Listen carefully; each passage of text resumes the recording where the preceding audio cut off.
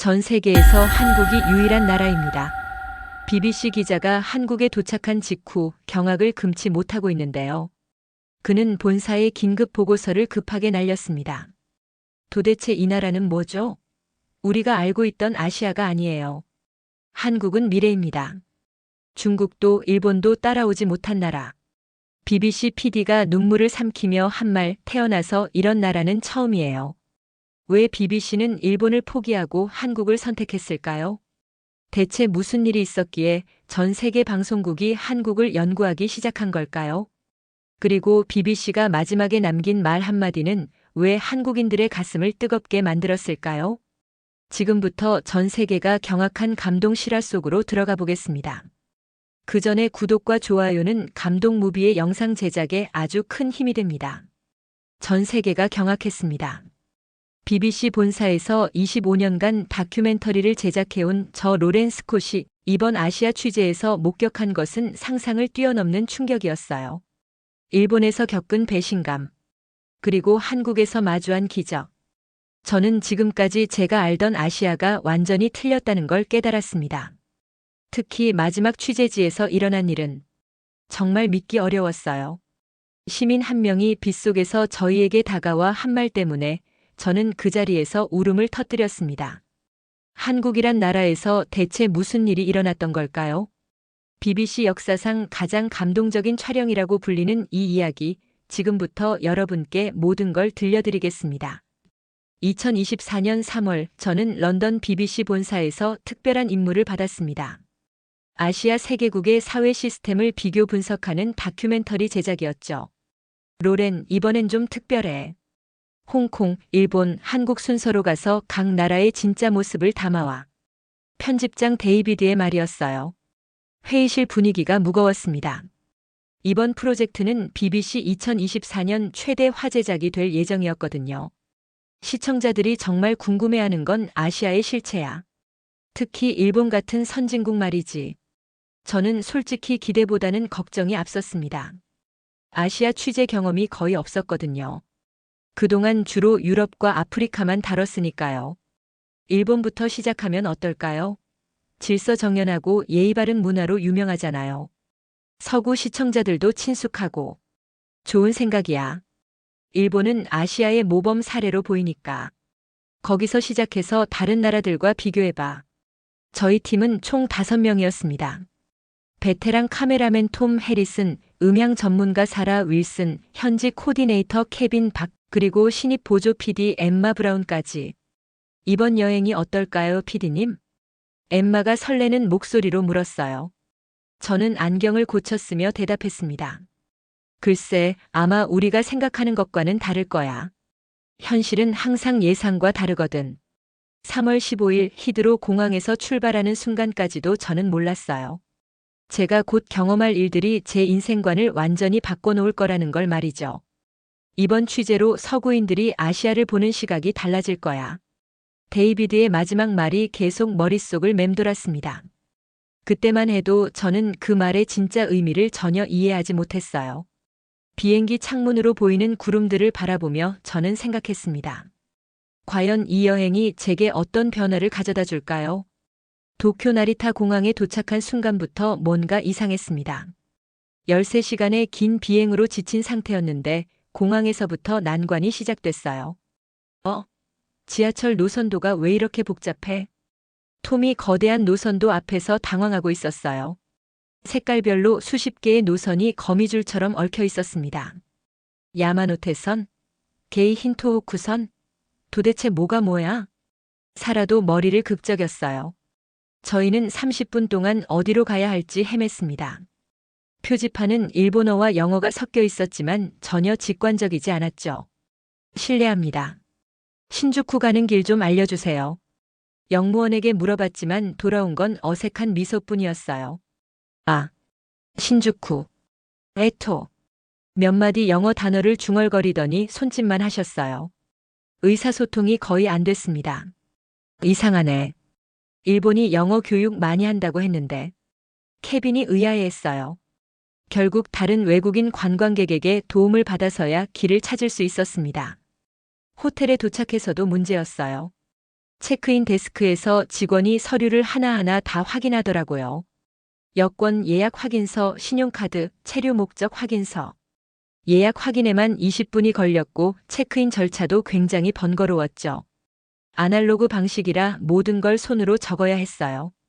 일본이 이렇게 비효율적일 줄 몰랐는데. 사라가 투덜거렸어요. 저도 마찬가지였습니다. 예상했던 완벽한 서비스는 어디에도 없었거든요. 첫날 밤 호텔 근처 편의점에 들렀는데 더 큰 충격을 받았습니다. 아리가토 고자이마스. 직원이 기계적으로 인사했지만 눈빛은 완전히 차갑더라고요. 계산하는 내내 짜증스러운 표정을 감추지 않았어요. 심지어 거스름돈을 건네줄 때도 눈을 마주치지 않았습니다. 이게 일본의 친절함이야? 엠마가 속삭였습니다. 저는 이미 첫날부터 기대가 무너지기 시작했어요. 호텔 방에서 일기를 쓰면서 이런 생각이 들었습니다. 혹시 내가 일본에 대해 너무 이상적으로 생각했나? 둘째 날 밤 신주쿠 거리에서 벌어진 일은 정말 충격적이었습니다. 밤 10시쯤이었는데 거리 분위기가 심상치 않았어요. 저기 좀 봐요, 피디님. 톰이 카메라를 들어올리며 가리킨 곳엔 거리에서 술에 취해 비틀거리는 젊은이들이 있었어요. 소리 지르고 휴지통을 발로 차고 심지어 토하는 사람도 있었죠. 야베요. 초 기모치 와루이. 무슨 말인지 모르겠지만 굉장히 거칠게 소리치고 있었어요. 주변 상점들도 불이 꺼져 있거나 셔터가 내려져 있었습니다. 이게 질서정연한 일본 사회야? 저는 믿을 수가 없었어요. 더 놀라운 건 아무도 말리지 않는다는 거였어요. 지나가는 사람들은 모른 척하고 경찰도 보이지 않았습니다. 한 젊은 남성이 자전거를 발로 차서 넘어뜨리는 것도 봤어요. 자전거 주인으로 보이는 할아버지가 나타나셨지만 그냥 고개만 숙이고 가셨더라고요. 왜 아무도 말리지 않죠? 엠마가 떨리는 목소리로 물었어요. 저도 똑같은 의문이었습니다. 사라와 엠마는 무서워했어요. 피디님, 우리 호텔로 돌아가요. 여기 분위기가 너무 험악해요. 저 사람들이 우리 쪽으로 오면 어떡하죠? 밤늦은 시간 여성 팀원들이 위협을 느낄 정도였으니까요. 실제로 한 취객이 저희 쪽으로 비틀거리며 다가왔어요. 어이 양놈들아. 뭔가 불쾌한 말을 하는 것 같았습니다. 저희는 급히 택시를 타고 호텔로 돌아갔습니다. 일본이 이런 나라였어? 택시 안에서 톰이 중얼거렸어요. 저도 같은 생각이었습니다. 다음 날 아침 더 큰 충격이 기다리고 있었어요. 거리 곳곳에서 쓰레기통을 찾을 수 없었고 악취가 나는 곳들이 여러 군데 있었습니다. 청결한 나라라더니. 케빈이 코를 막으며 말했어요. 구석진 골목에는 쓰레기들이 제대로 분리수거되지 않은 채 쌓여 있었습니다. 저는 이미 일본에 대한 환상이 완전히 깨져버렸습니다. BBC에서 25년간 일하면서 이렇게 큰 인식 차이를 경험한 건 처음이었어요. 셋째 날 현지 식당에서 촬영하던 중 더욱 실망스러운 장면을 목격했습니다. 라멘집이었는데 좁은 공간에 사람들이 빽빽하게 앉아 있었어요. 저기 실내에서 담배 피우는 사람 있는데? 엠마가 놀라며 가리켰어요. 정말로 한 아저씨가 어린아이가 앉은 바로 옆자리에서 태연하게 담배를 피우고 있었습니다. 실례합니다. 금연석인데. 제가 조심스럽게 말했지만 그냥 무시당했어요. 오히려 째려보는 눈빛을 보내더라고요. 금연? 그래서? 뭔가 불쾌한 표정으로 중얼거렸어요. 주변 사람들도 아무 말 안 하더라고요. 심지어 어린 아이 엄마도 그냥 참고 있었어요. 저런 게 일본의 공공예절이야? 톰이 카메라를 내리며 한숨을 쉬었어요. 지하철에서도 마찬가지였습니다. 큰 소리로 전화하는 사람들, 음식 냄새 풍기는 사람들이 여럿 있었지만 아무도 제재하지 않았어요. 여보세요. 여보세요. 한 아주머니가 전화를 받더니 큰 소리로 대화하기 시작했어요. 주변 사람들이 다 쳐다봤지만 아무도 말리지 않았습니다. 조용한 지하철 문화라더니 사라가 실망스럽게 말했습니다. 가장 충격적이었던 건 장애인 접근성이었어요. 휠체어로 이동하는 분을 따라가며 촬영했는데 계단 투성이의 엘리베이터도 잘 보이지 않았습니다. 저기 엘리베이터 어디 있어요? 저희가 물어봤더니 영무원이 한참을 돌아서 가야 한다고 하더라고요. 무려 5분이나 걸리는 거리였어요. 이 나라가 정말 선진국이 맞나? 톰이 한숨을 쉬었어요. 저도 마찬가지였습니다. 휠체어 이용자분이 말씀하셨어요. 매일 이런 식이에요. 불편하지만 어쩔 수 없죠. 그분의 체념한 목소리가 지금도 기억에 남아요. 일본은 가면을 쓴 도시 같아. 그날 밤 호텔에서 제가 일기에 쓴 말이에요. 겉보기엔 질서정연해 보이지만 속을 들여다보면 그렇지 않았거든요. 3월 20일 드디어 한국 인천공항에 도착했습니다. 비행기에서 내리는 순간부터 느낌이 달랐어요. 우와, 이게 공항이야? 공항에 들어서는 순간 톰이 감탄사를 내뱉었어요. 저도 마찬가지였습니다. 일본과는 차원이 달랐거든요. 넓고 깨끗한 터미널, 직관적인 표시판들. 무엇보다 밝은 조명이 인상적이었어요. 일본 공항의 답답함과는 완전히 달랐습니다. 자동 입국 심사대가 쭉 늘어서 있고 모든 안내가 한국어, 영어, 중국어, 일본어로 선명하게 표시되어 있었어요. 이렇게 간단해도 되나? 엠마가 자동 입국 심사를 하며 놀라워했어요. 여권만 대면 몇 초 만에 끝이었거든요. 어서 오세요. 여행 목적이 어떻게 되세요? 입국 직원이 유창한 영어로 친절하게 물어봤습니다. 일본에서의 소통 문제가 거짓말 같았어요. 다큐멘터리 촬영차 왔습니다. 아, 그러시군요. 한국에서 좋은 추억 만드시고 좋은 작품 만드세요. 직원이 환하게 웃으며 말했어요. 진심이 느껴지는 미소였습니다. 일본에서의 기계적인 응대와는 하늘과 땅 차이였어요. 저 웃음이 진짜네. 케빈이 속삭였어요. 정말 그랬습니다. 공항에서 서울 시내까지 가는 것도 놀라웠어요. 공항철도 표시가 너무 명확하고 영어 안내방송도 정확했죠. 다음 역은 서울역입니다. 발음도 정확하고 음질도 깨끗했어요. 피디님, 이거 진짜 편해요. 일본이랑 완전 다르네요. 케빈이 신기해하며 말했어요. 저도 똑같은 생각이었습니다. 서울 도착 후 숙소 체크인은 더욱 놀라웠어요. 태블릿으로 간단하게 신분 확인하고 방키도 모바일로 받았습니다. 30초 만에 체크인이 끝났네. 사라가 믿기 어렵다는 표정이었어요. 일본에서 20분 걸렸던 게 30초로 단축된 거였으니까요. 한국은 공항에서부터 이미 일본과는 비교도 안 되는 다른 나라였어. 그날 밤 제가 런던 본사에 보낸 보고서 첫 줄이었어요. 정말 그런 생각이 들었거든요. 둘째 날부터 본격적인 촬영이 시작됐습니다. 첫 번째 목표는 대중교통 시스템이었어요. 현지 가이드 김민수 씨가 명동역에서 저희를 기다리고 있었어요. 이 카드 하나로 지하철, 버스 다 돼요? 네, 심지어 택시까지 가능해요. 편의점에서 물건 사는 것도 되고요. 김민수 씨가 설명해 줬어요. 저희는 반신반의했지만 직접 써보니까 정말이더라고요. 지하철역에 들어가서 더 놀랐습니다. 일본 지하철의 복잡함과는 완전히 달랐어요. 실시간으로 지하철 위치가 나와 사라가 역 스크린을 보며 감탄했어요. 몇 분 후에 지하철이 오는지, 혼잡도는 어떤지까지 다 표시되어 있었습니다. 빨간색은 혼잡, 노란색은 보통, 초록색은 여유. 한눈에 알아볼 수 있었어요.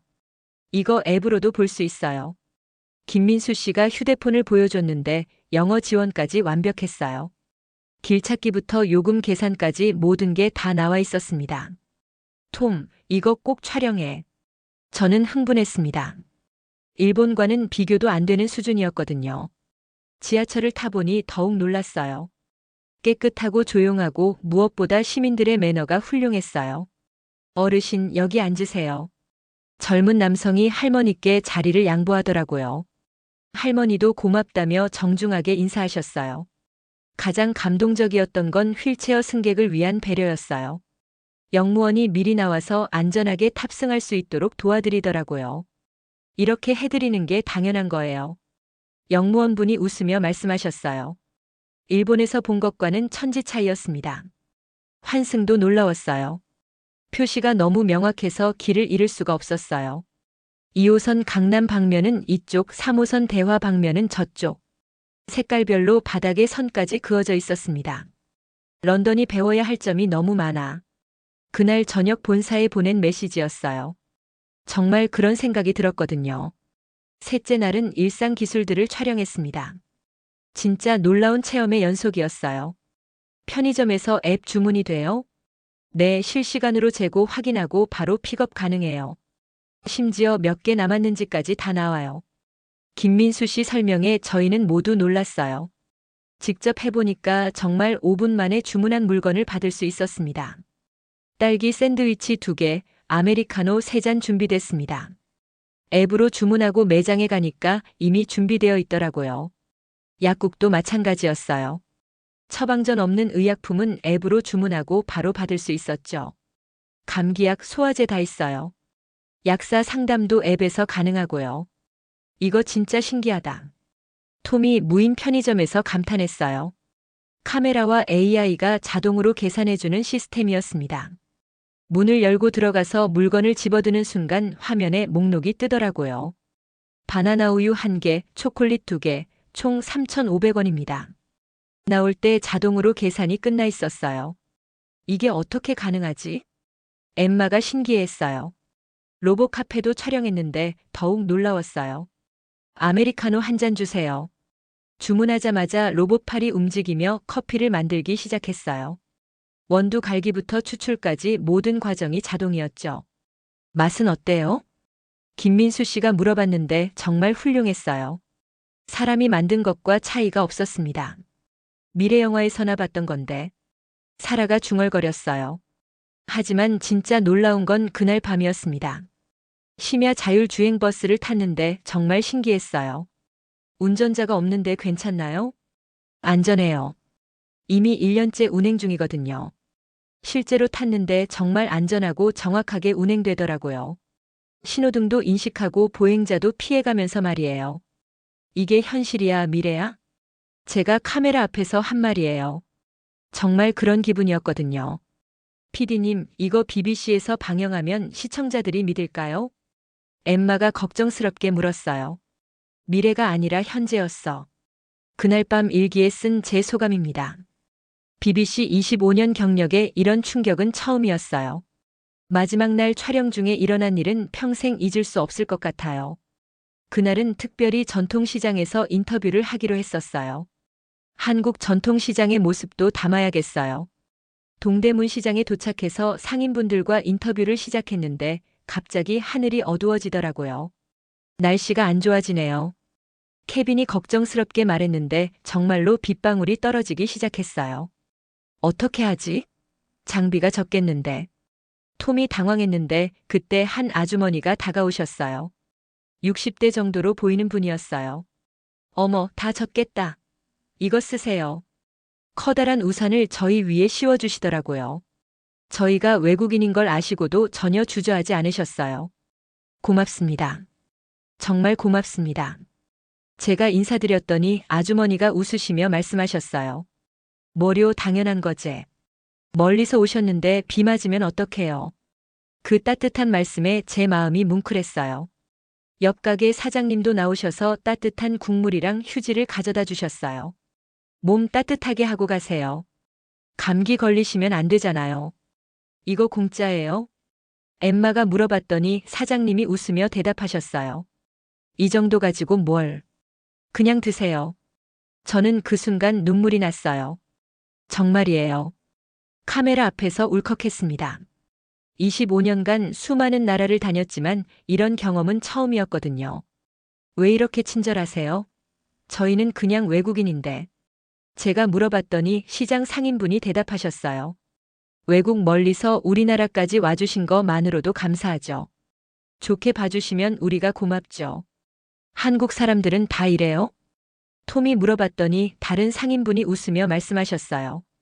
당연하죠. 멀리서 온 손님한테 잘해드리는 게 당연한 예의인걸요. 촬영이 끝나고 장비를 정리할 때도 여러 시민분들이 다가와서 인사해 주셨어요. 다시 와주세요. 한국 잘 봐주세요. 좋은 영상 만드세요. 우리나라 예쁘게 찍어주시고. 한 할아버지는 이런 말씀도 하셨어요. BBC에서 오셨다고요? 우리나라가 세계에 알려지는 거네. 고맙습니다. 저는 그 순간 깨달았어요. 기술이나 시스템보다 더 중요한 게 있다는 걸요. 바로 사람의 마음이었습니다. 이 나라 사람들은 정말 다르구나. 그날 밤 혼자 생각하며 정리한 제 감정이었어요. 25년간 BBC에서 다큐멘터리를 만들어 온 저에게 이번 한국 취재는 정말 특별한 경험이었습니다. 일본에서의 실망, 그리고 한국에서의 감동. 저는 이 여행을 통해 진짜 선진국이 무엇인지 깨달았어요. 기술만 앞서가는 게 선진국이 아니라 기술과 인간의 마음이 조화를 이루는 곳이 진짜 선진국이더라고요. 첨단 기술과 효율적인 시스템, 그리고 무엇보다 따뜻한 시민들의 마음까지. 한국엔 정말 특별한 무언가가 있었습니다. 이 나라에는 시스템보다 더 따뜻한 무언가가 있었다. 이게 제가 BBC 본사에 보낸 최종 보고서의 마지막 문장이에요. 런던으로 돌아가는 비행기 안에서 저는 생각했습니다. 앞으로 아시아를 볼 때 완전히 다른 시각을 갖게 될 것 같다고요. 이 다큐멘터리는 BBC에서 2024년 최고 시청률을 기록했습니다. 그리고 많은 서구인들이 한국에 대한 인식을 바꾸는 계기가 됐어요. 여러분도 혹시 한국에 대한 비슷한 경험이 있으시다면 댓글로 나눠주세요. 그리고 이런 이야기가 더 궁금하시다면 구독과 좋아요 눌러주시고요. 전 세계가 주목하는 한국의 진짜 모습, 더 많은 사람들이 알았으면 좋겠어요. 내일도 더 재미있고 감동적인 이야기로 찾아뵙겠습니다. 시청해주셔서 감사합니다. 이상 감동무비였습니다.